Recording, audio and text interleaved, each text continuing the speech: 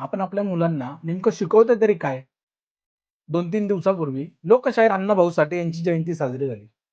पण पुण्यात एक दृश्य पाहिलं तेव्हा आणि मन सुन्न झालं.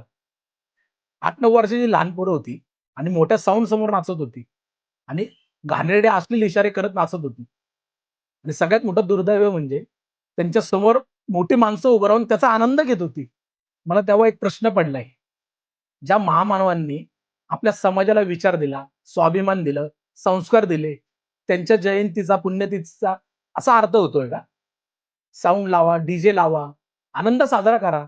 पण आपल्या संस्कृतीची आणि आपल्या मर्यादेची रेषा नका ओलांडू राव. लक्षात ठेवा, मुलं स्वतःहून बिघडत नाहीत.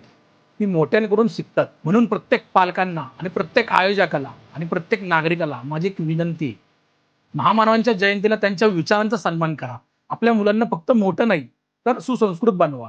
कारण महामानवांना खरी आदरांजली त्यांच्या विचारांच्या जगण्यात आहे. फक्त मोठ्या आवाजात जयंती साजऱ्या करण्यात नाही. तुम्हाला जर हा विचार पटला असेल, तर नक्की शेअर करा आणि कमेंट करा. जय शिवराय, जय लवजी.